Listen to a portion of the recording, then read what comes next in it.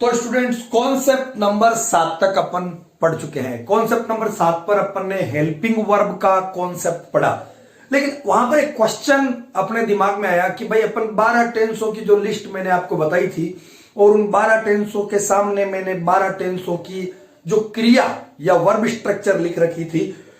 तो पिछले वीडियो में लास्ट में क्वेश्चन क्रिएट हुआ कि भाई 12 टेंसों में यदि अपन प्रेजेंट सिंपल और पास्ट सिंपल में देखें तो अपन को कहीं हेल्पिंग वर्ब नजर नहीं आती है। और अपने पिछले वीडियो में अपन ने यह समझा कि हेल्पिंग वर्ब के बिना मेन वर्ब काम ही नहीं कर सकती। तो फिर आखिर वहां क्या होता है? तो देखो वहां पर क्या होता है कि हेल्पिंग वर्ब होती है, लेकिन वो किस रूप में होती है? हिडन रूप में होती है। हिडन का मतलब क्या होता है? छुपा हुआ। हिडन का मतलब क्या होता है? छुपा हुआ। वहां 12 टेंस है। आप एक बार वापस आपकी जो नोटबुक है, मैंने कहा था कि आप नोटबुक में नोट करें जो भी मैं पढ़ा रहा हूं, उसमें देखिए। उसमें देखेंगे तो आप पाएंगे कि प्रेजेंट सिंपल में हेल्पिंग वर्ब दिखाई नहीं दे रही है, पास्ट सिंपल में भी हेल्पिंग वर्ब दिखाई नहीं दे रही है, राइट? तो आप वहां देखिए हेल्पिंग वर्ब नहीं है। और अपन पहले प्रूव कर चुके हैं कि बिना हेल्पिंग वर्ब के मेन वर्ब का कोई वजूद नहीं होता। तो फिर आखिर ये क्रियाएं कैसे काम कर रही है, प्रेजेंट सिंपल और पास्ट सिंपल वाली, तो उसको जानते हैं। वहां क्या होता है? जो हेल्पिंग वर्ब वो छुपी हुई रहती है। तो यहां पर एक कॉन्सेप्ट पढ़ेंगे, concept of hidden helping verbs, यानी छुपी हुई सहायक क्रियाओं का सिद्धांत। देखो आप ये ध्यान रखिए कि फर्स्ट फॉर्म जो होती है उसमें ऑलरेडी क्या होती है? डू मिली हुई रहती है। फर्स्ट फॉर्म में ऑलरेडी डू नाम की हेल्पिंग वर्ब मिली हुई रहती है, उसके अंदर रहती है वो, ठीक है। एस या एस फॉर्म जो होती है उसके अंदर डज हेल्पिंग वर्ब अंदर मिली हुई रहती है। और जो सेकंड फॉर्म होती है उसके अंदर कौन सी मिली हुई रहती है? डिड मिली हुई रहती है, राइट? ज्यादा नहीं समझ में आया तो अब समझने का प्रयास करें कि आप देखिए, जैसे मैं कहता हूं गो में यदि डू मिलाया तो जवाब क्या होगा? कई बार मैं बच्चों को बोलता हूं बेटा गो प्लस डू क्या होगा, तो बच्चे कहते हैं गोड्डू। अरे नहीं नहीं नहीं नहीं, गोड्डू वोड्डू कुछ नहीं होगा।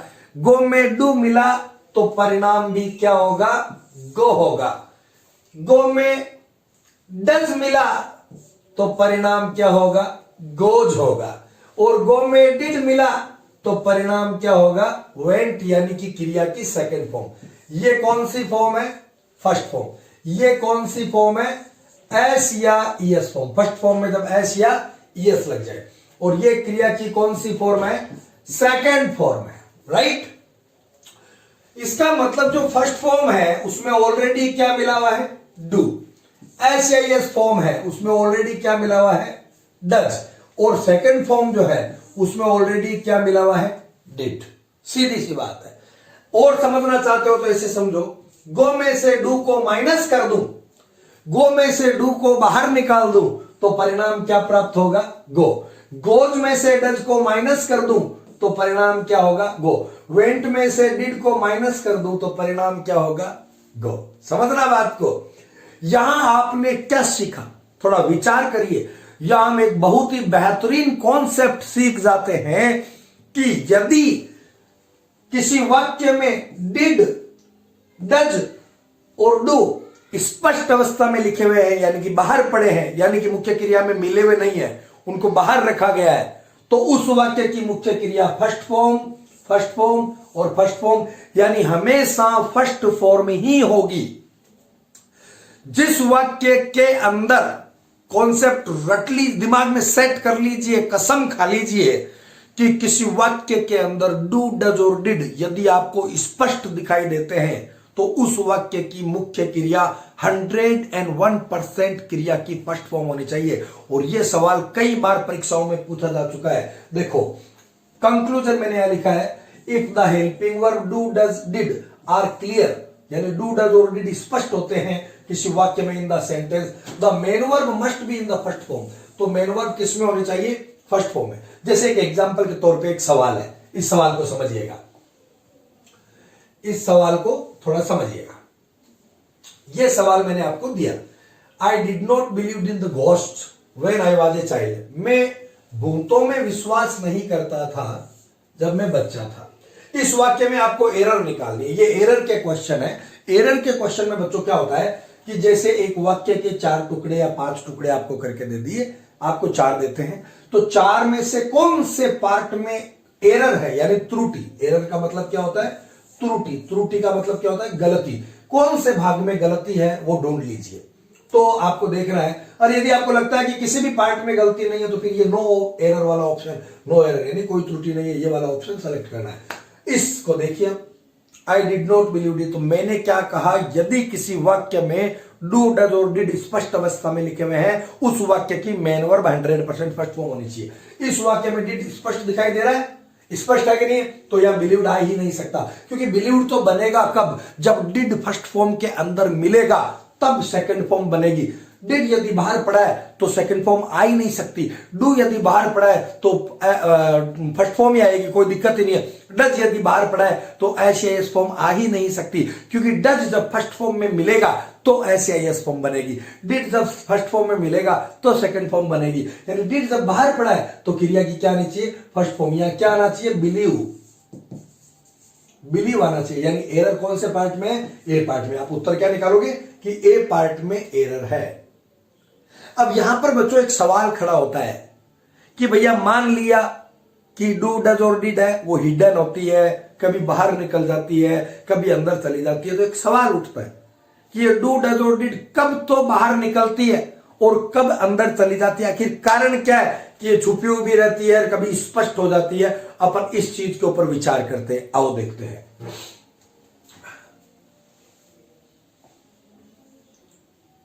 ये देखिए, सवाल अपना खड़ा हुआ कि why do these helping verbs becomes clear और हिडन। ये हेल्पिंग वर्ब कब तो क्लियर हो जाती है और कब ये हिडन हो जाती है। तो देखो, When we make sentence negative, जब अपन किसी वाक्य को नेगेटिव बनाते हैं तो हम क्या करते हैं? वी कनेक्ट, हम कनेक्ट करते हैं। क्या कनेक्ट करते हैं? नॉट कनेक्ट करते हैं। किसके साथ कनेक्ट करते हैं? एचवी के साथ। मैं आपको थोड़ा बचपन में ले जाता हूं। जब आप तीसरी चौथी क्लास में पढ़ते थे तो आपको जो टीचर पढ़ाने आते थे या आती थी, वो टीचर ने आपको कहा कि बेटा अंग्रेजी में जब भी किसी वाक्य को नेगेटिव बनाना हो, यानी कि नकारात्मक बनाना हो, तो उसमें क्या करना है? नोट जोड़ देना है। तो आपने कहा मैडम कहां जोड़ना है या सर कहां जोड़ना है नोट? तो उन्होंने जवाब दिया था कि हेल्पिंग वर्ब के बाद जोड़ना है। कहां जोड़ना है? हेल्पिंग वर्ब के बाद। यानी कि नोट हमेशा हेल्पिंग वर्ब के साथ जुड़ता है। कहां पर जुड़ता है? हेल्पिंग वर्ब के साथ जुड़ता है। अब आप सोचो कि यदि हेल्पिंग वर्ब स्पष्ट लिखी हुई है तब तो अपन तुरंत जोड़ देंगे, पर मान लो कि हेल्पिंग वर्ब स्पष्ट नहीं लिखी हुई है, तब अपन क्या करेंगे भाई? तब क्या करेंगे? तब अपन पता करेंगे कि हेल्पिंग वर्ब कहां पर है, क्योंकि हमें नोट जोड़ने के लिए हेल्पिंग वर्ब चाहिए। तो देखिए, जैसे एक वाक्य है आई एम प्लेइंग, इसका नेगेटिव बनाना है तो इसका नेगेटिव होगा I am not playing. I am playing का नेगेटिव क्या हो गया? I am not playing. भाई ये हेल्पिंग वर्ब है, ये क्या है? हेल्पिंग वर्ब है। इसके बाद में अपन ने क्या जोड़ दिया? नॉट, और इसका नेगेटिव बन गया। फिर आई हैव प्लेड, तो आई हैव प्लेड का नेगेटिव बनाना, तो हैव हेल्पिंग वर्ब है, तो इसके बाद में क्या जोड़ दिया? नॉट। ठीक है, जुड़ता जा रहा है। अब आ गया आई प्ले, अब जोड़ो, अब नेगेटिव बनाओ इसका, क्योंकि ऊपर वाले दोनों वाक्यों के अंदर अपन को हेल्पिंग वर्ब स्पष्ट दिखाई दे रही थी और अपन ने नोट जोड़ दिया और वाक्य का नकारात्मक बन गया। लेकिन आई प्ले अब कैसे बनाए? नोट कहां जोड़े? क्योंकि नोट तो हेल्पिंग वर्ब के बाद जुड़ता है। तो क्या हुआ? किसी को पता हो ना हो, हमें तो पता है कि एचवी कहां पर है। यहां पर क्रिया की कौन सी फॉर्म आई है? First form. फर्स्ट फॉर्म में कौन सी एचवी होती है? डू। तो निकाल लो बाहर, ये आई प्ले का आई, डू बाहर निकाला, नोट जोड़ा और प्ले का प्ले लिख दिया। भाई हमें तो पता है ना फर्स्ट फॉर्म में कौन सी एचवी होती है, और नोट जोड़ने के लिए हमें चाहिए एचवी, और वो एचवी हमें मिल गई। अब मान लो कि ये जो सी प्लेज लिखा हुआ है इसका नेगेटिव बनाना है। अब क्या करें भैया? एचवी दिखाई नहीं दे रही है। अरे भाई किसी को पता हो ना हो, हमें तो पता है क्रिया की एस या एस फॉर्म में क्या होता है? डज होता है। क्या होता है? हेल्पिंग वर्ब डज होता है। ये हमने डज बाहर निकाल लिया और इसके साथ में क्या जोड़ दिया? नोट जोड़ दिया। राइट, अब आगे चलते हैं अपन। सी प्लेड, ये क्रिया की सेकंड फॉर्म है। हमें तो एचवी दिखाई नहीं दी, लेकिन किसी को पता हो ना हो, हमें तो पता है सेकंड फॉर्म में कौन सी एचवी होती है? डिड। तो ये हमने डिड निकाला और नोट जोड़ दिया। अब आप एक बात देख रहे होंगे कि डिड जब बाहर निकला तो पीछे क्या आया? First form. डज जब बाहर निकला तो पीछे क्या आया? First form. डू में तो वैसे भी कोई फर्क नहीं पड़ता, अंदर भी जाए तो भी फर्स्ट फॉर्म रहता है, बाहर भी निकले तो भी फर्स्ट फॉर्म ही रहता है। यहां वापस वो बात दोहराना चाहूंगा कि यदि किसी वाक्य में डिड और डज और डू स्पष्ट अवस्था में पाए जाए तो उस वाक्य की मुख्य क्रिया हमेशा ही क्या होती है, फर्स्ट फॉर्म होती है।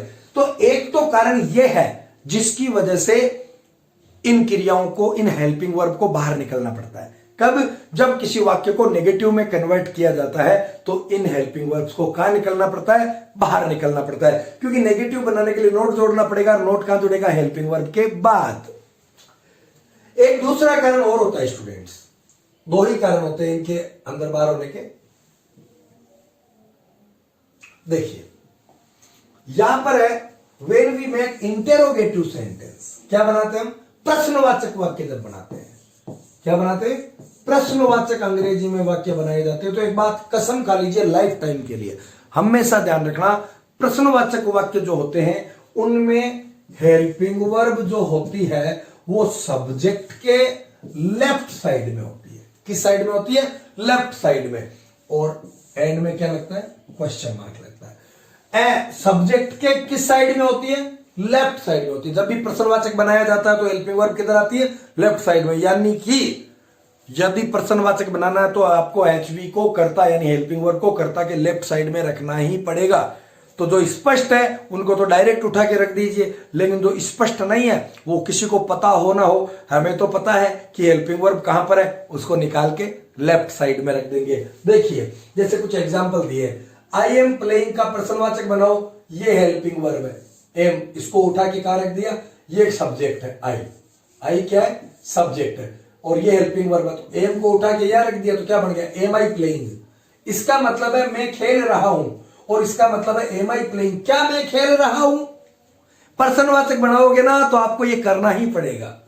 अंग्रेजी में जब भी प्रश्नवाचक वाक्य बनता है तो सहायक क्रिया कर्ता की किधर चली जाती है, लेफ्ट साइड में चली जाती है।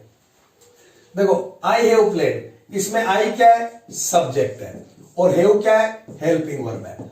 आई हैव प्लेड का मतलब मैं खेल चुका हूं, और इसको प्रश्नवाचक में बदलना तो इस हैव को कर्ता के इस साइड में लिखना पड़ेगा। ये देखो ये आई यहां रह गया और ये किधर आ गया, इधर आ गया। हैव आई प्लेड, क्या मैं खेल चुका हूं। चलो ये तो स्पष्ट दिखाई दे रही थी तो उठा के लगाने में कोई दिक्कत नहीं हुई, लेकिन ये देखो आई प्ले, मैं खेलता हूं। अब इसका प्रश्नवाचक बनाओ। प्रश्नवाचक बनाने की पहली शर्त है कि हमें हेल्पिंग वर्ब चाहिए, उसको निकाल के हमें लेफ्ट साइड में रखना पड़ेगा। या तो है ही नहीं हेल्पिंग वर्ब, अरे है, कौन सी वाली, हिडन वाली, छुपी हुई वाली। तो आ जाओ, ये फर्स्ट फॉर्म है, फर्स्ट फॉर्म है तो फर्स्ट फॉर्म में कौन सी एचवी होती है, डू, ये निकाल दी हमने और इधर लगा दी, ये सब्जेक्ट हो गया, ये वर्ब हो गई। आई प्ले में खेलता हूं, डू आई प्ले, क्या मैं खेलता हूं। सी प्लेज, वो खेलती है। डज सी प्ले, क्या वो खेलती है, क्योंकि प्लेज में से बाहर क्या निकला, डज बाहर निकला, तो वो डज हमने यहां पर लगा दिया। सी प्लेड, उसने खेला, वो खेली, तो सेकंड फॉर्म है ये। कौन सी फॉर्म है, सेकंड फॉर्म। सेकंड फॉर्म में से क्या बाहर निकलेगा, डिड, और डिड निकालते ही पीछे क्या बचा, प्ले।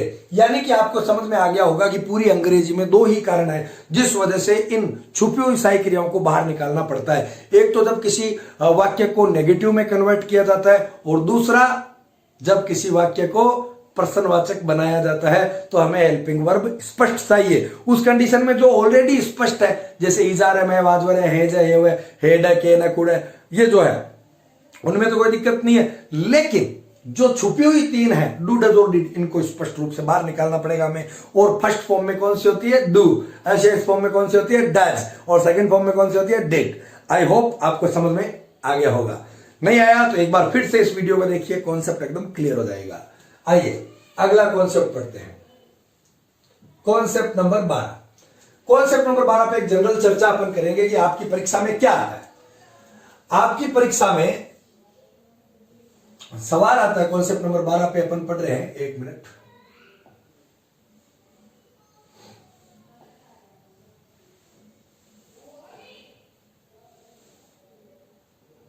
ओके, अब देखिए, हाँ, कॉन्सेप्ट नंबर 12 पे अपन पढ़ेंगे फॉर फिलिंग द ब्लैंक, है ना। सवाल क्या आएंगे, एक minute. For filling the blank, खाली स्थान भरने के लिए, with appropriate form of verb, क्रिया के सही रूप से, और फाइंडिंग वर्ब बेस्ड एरर, या वर्ब की त्रुटियां ढूंढने के लिए वी मस्ट लर्न रिकॉग्नाइजिंग, हमें सीख लेना चाहिए। क्या सीख लेना चाहिए, देखिए, the tense of the given sentence, किसी दिए गए वाक्य का टेंस विद डिफरेंट टूल्स, अलग अलग टूल से या टेक्निक से तकनीकी से, आओ उनको सीखते हैं। देखो मैं अपनी आपको एक सरल भाषा में ये चीज समझाता हूं, आप ऐसे समझ लीजिए। आपकी परीक्षा में जो सवाल आता है वर्ब का या टेंस का, उसके दो तरीके होते हैं। या तो आपको एक खालिस्तान दे दिया जाता है, उसमें कहा जाता है fill in the blank with appropriate form of verb, खालिस्तान की पूर्ति क्रिया के सही रूप से करिए। या फिर दिए गए वाक्य में यदि कोई त्रुटि है तो वो ढूंढ के बताइए, यानी एरर का क्वेश्चन आ जाएगा। तो इसके लिए जरूरी यह है कि हम उस कोई भी वाक्य जो हमें दिया जाए उसका टेंस पहचानना सीख जाए। यदि हमें किसी वाक्य का टेंस पता है तो हमें यह भी पता है कि इसकी वर्ब क्या होनी चाहिए। आप मान लीजिए कि आपको एक सेंटेंस दिया गया और उसमें क्रिया की जगह खालिस्तान दे दिया गया और कहा कि आपको 4 ऑप्शन में से क्रिया भरनी है इस खालिस्तान में। तो आपको कहा कि ये वाक्य पास्ट सिंपल टेंस का है, तो क्रिया कौन सी भरोगे? Second form. यदि आपको कह दिया कि ये प्रेजेंट कंटिन्यूअस का है तो क्रिया कौन सी भरोगे? इजारम आईएनजी, इजारम आईएनजी। आपको कह दिया कि ये पास्ट परफेक्ट का वाक्य है तो क्रिया क्या भरोगे? Head third form. जैसा कि अपने टेंस चार्ट में पढ़ा था कि कोई भी टेंस की पर्टिकुलर वर्ब स्ट्रक्चर होती है ना, तो वो हमें पता होती है। तो सबसे जरूरी चीज जो सीखने लायक है वो यही है कि अपन किसी भी वाक्य का टेंस जानना सीख जाए। ऊपर जो लाइन मैंने लिखी थी उसका मतलब यही था, इसके अलावा कुछ भी नहीं था। तो सबसे पहले अपन देखते हैं प्रेजेंट सिंपल टेंस क्या होता है। दिमाग की प्रोग्रामिंग बच्चों ऐसी करिए, ऐसी प्रोग्रामिंग कर लीजिए कि जब भी आपके दिमाग में टेंस का नाम आता है उसके साथ ही उसकी वर्ब भी दिमाग में आ जानी चाहिए, क्योंकि 12 टेंसों की 12 वर्ब स्ट्रक्चर फिक्स है, अद्वितीय है, यूनिक है। एक वर्ब स्ट्रक्चर एक ही टेंस को रिप्रेजेंट करती है, अतः वर्ब स्ट्रक्चर यूनिक होती है। अतः जब भी टेंस हमें दिमाग में आता है तो हमें वर्ब भी उसकी याद होनी चाहिए। नॉर्मल प्रोसेस है, फिर कोई दिक्कत नहीं है। देखो प्रेजेंट सिंपल जो होता है टेंस, उसकी यूनिक वर्ब स्ट्रक्चर जो होती है वो क्या होती है? फर्स्ट फॉर्म या एस या ईएस फॉर्म। यानी जब भी आपके दिमाग में प्रेजेंट का सिंपल टेंस आता है, इसका मतलब है कि उस वाक्य में या तो फर्स्ट फॉर्म आएगा या उसके अंदर एस या ईएस फॉर्म आएगा। और मान लीजिए किसी वाक्य में फर्स्ट फॉर्म या एस या ईएस फॉर्म लिखा हुआ है, उसका मतलब है वो वाक्य प्रेजेंट सिंपल टेंस का है और प्रेजेंट सिंपल का है। अब सिंगुलर करता हूं यानी एक वचन कर्ताओं के लिए किसका प्रयोग करते हैं? एस या ईएस फॉर्म का। और बहुवचन कर्ताओं के लिए और आई यानी मैं के लिए किसका प्रयोग करते हैं? फर्स्ट फॉर्म का। 1 मिनट में आपको और अच्छे से समझाता हूं ये सारी चीजें, थोड़ा साफ करके और अच्छे से और समझाता हूं, समझना क्या चीज है ये सारी। देखो बच्चों, प्रेजेंट सिंपल टेंस जब भी दिमाग में आता है क्या आना चाहिए? फर्स्ट फॉर्म या फर्स्ट फॉर्म के साथ क्या लगा हुआ? एस या ईएस। यानी जब भी आपके दिमाग में प्रेजेंट का सिंपल टेंस आए तो आप मान के चलना क्रिया या तो फर्स्ट फॉर्म होगी या फर्स्ट फॉर्म के साथ एस या ईएस लगा हुआ रहेगा, क्योंकि प्रेजेंट सिंपल की वर्ब स्ट्रक्चर यही है। अब फर्स्ट फॉर्म किसके लिए प्रयोग में ली जाती है? फर्स्ट फॉर्म किसके लिए प्रयोग में ली जाती है? प्लूरल कर्ताओं के लिए। प्लूरल कर्ता या आई यानी मैं। आप नोटबुक में नोट करना, जो प्रिंटेड मटेरियल सारा नोट करना, तभी तैयारी हो पाएगी ढंग से। मैं प्रैक्टिस कराऊंगा बाद में, आपको कॉन्सेप्ट क्लियर होना चाहिए। वीडियो कितनी बार देखोगे? कॉपी में नोट कर लीजिए। वीडियो 1 बार देखा, 2 बार देखा, 3 बार देखा, समझ में आ गया अच्छे से, उसके बाद उनको नोट कर लीजिए। देखिए प्रेजेंट सिंपल दिमाग में आते फर्स्ट फॉर्म या एस फॉर्म आ गया। इसका फर्स्ट फॉर्म का प्रयोग तो अपन किसके लिए करते हैं? बहुवचन करता है आई के लिए, और एस फॉर्म का प्रयोग करते हैं सिंगुलर कर्ता के लिए। किसके लिए प्रयोग में करते हैं? एक वचन कर्ताओं के लिए प्रयोग में करते हैं। अब एक चीज मान लीजिए कि फर्स्ट फॉर्म का नेगेटिव लिखना हो, तो फर्स्ट फॉर्म का नेगेटिव क्या होता है? Do not first form. अभी तो पढ़ा था भाई, क्रिया का नेगेटिव रूप बनाना है तो फर्स्ट फॉर्म है, तो उसमें एचवी कौन सी है? डू। नोट किसके साथ जुड़ेगा? एचवी के साथ, तो क्या बन जाएगा? Do not first form. और ऐसे ही इस फॉर्म का नेगेटिव बनाना है तो ऐसे इस फॉर्म में क्या होता है? डज। उसमें नोट जोड़ दो तो क्या हो जाएगा? Does not first form. तो डू नॉट फर्स्ट फॉर्म और डज नॉट फर्स्ट फॉर्म, ये इनके नेगेटिव वर्जन होते हैं। ऐसे ही इस फॉर्म का नेगेटिव क्या होता है? Does not first form. और अच्छे से समझाता हूं मैं आपको।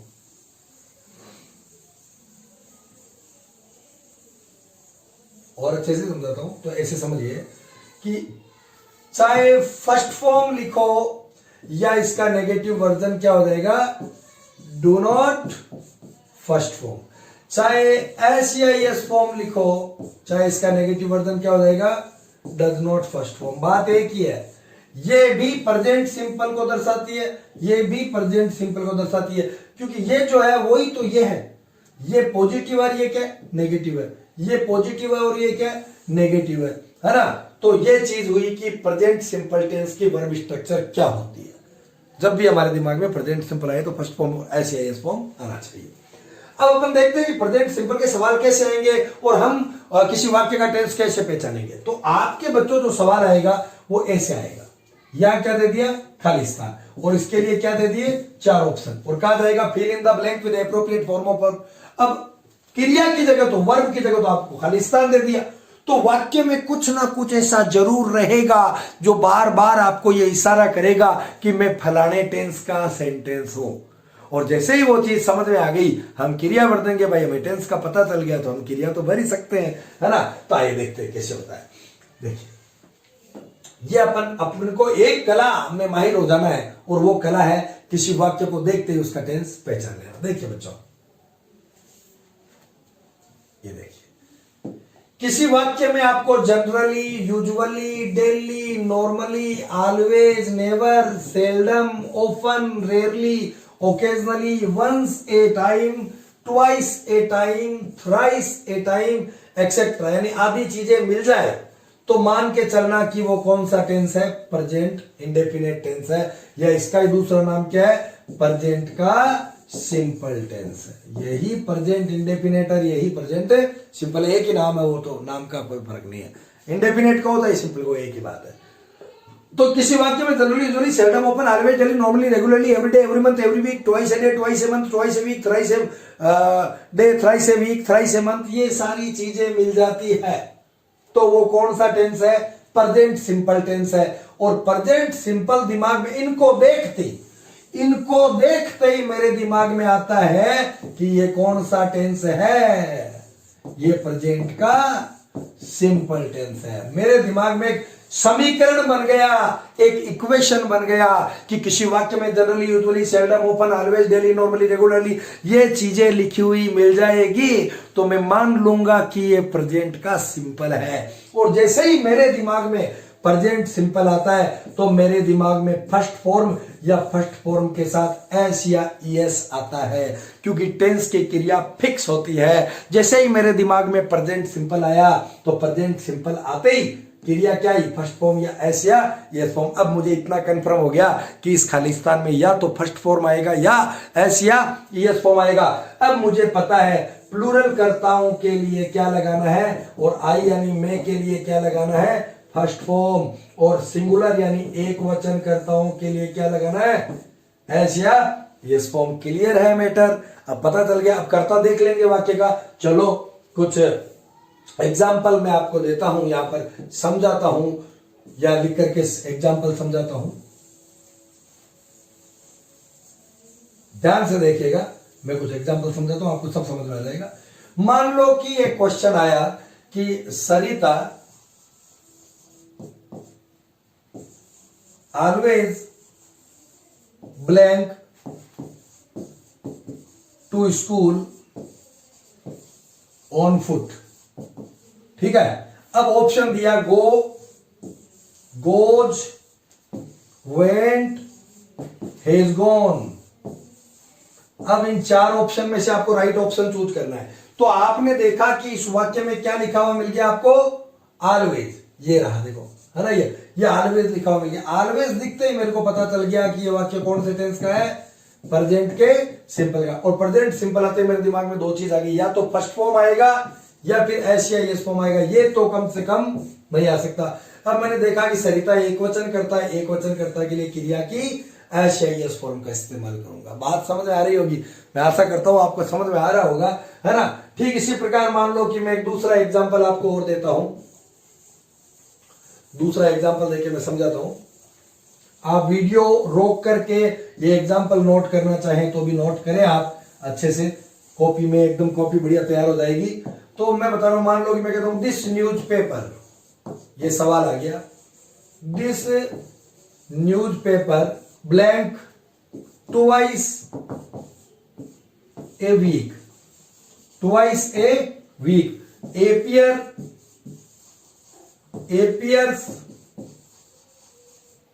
एपियर्ड या इनमें से कोई नहीं, नन ऑफ दीज।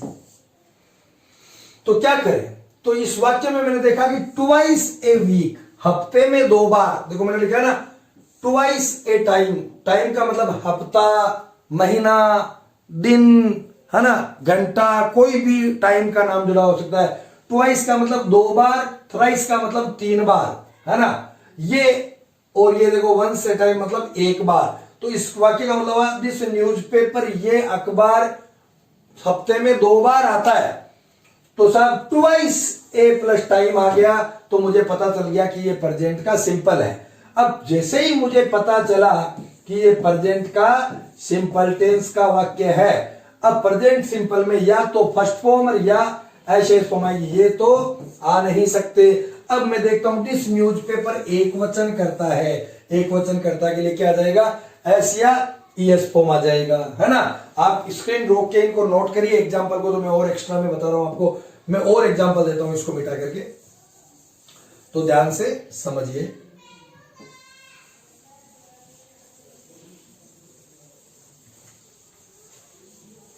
देखिए और एग्जांपल मैं आपके सामने प्रस्तुत करता हूं, आप आराम से सीखिएगा।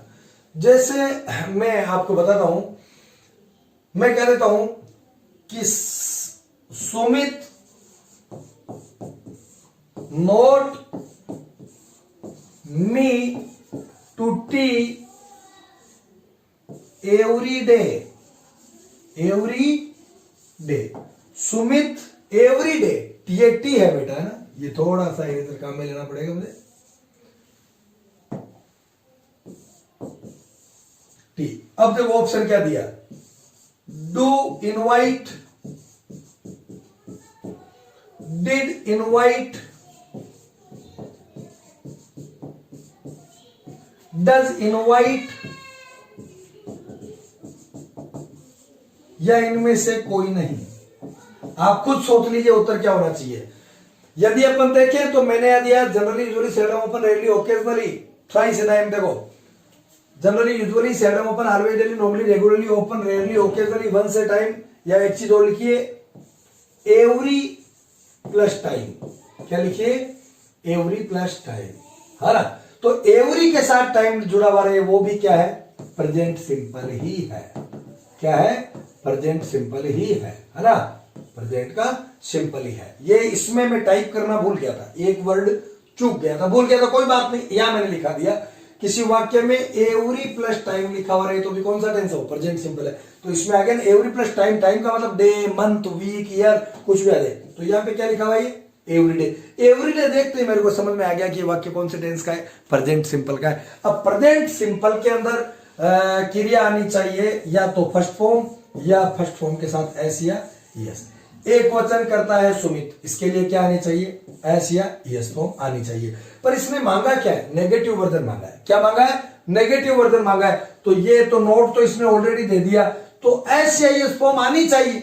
भाई सुमित एक वचन करता है के लिए प्रेजेंट सिंपल में क्या आना चाहिए? एस या यस फॉर्म। पर इसका नेगेटिव वर्जन क्या होगा? डज नॉट और इनवाइट, डज नॉट और इनवाइट। तो बंदे ने नोट तो खुद दे दिया है, तो अपन को क्या चाहिए? डज और इनवाइट। तो उत्तर क्या होगा? Does invite. बोलो बेटा, बात समझ में आई कि नहीं आई? मेरे हिसाब से ये कॉन्सेप्ट आपको अच्छे से समझ में आ गया होगा। तो आज के जो क्लास थी, इसके अंदर पहली क्लास में अपन ने 7 कॉन्सेप्ट समझे थे, और आज की क्लास में फिर 7 कॉन्सेप्ट अपन ने समझ लिए। अगले 7 से 8 या 9-10 कॉन्सेप्ट कल की क्लास में आपको मिलेंगे, है ना। आप जो भी पढ़ा रहा हूं उसको अच्छे से समझें, 2 बार देखें, 3 बार देखें, फिर कॉपी में नोट करें, एक नोटबुक मेंटेन करें। जब 2 महीने में आपका कोर्स पूरा होगा विद वोकेबलरी ऑन ट्रिक्स सब कुछ, तो आपके पास में एक अच्छी कॉपी तैयार हो जाएगी, अच्छा कंपेनियन तैयार हो जाएगी, और डेफिनेटली आप एक बेहतरीन परिणाम प्राप्त करेंगे। कल तक के लिए अलविदा।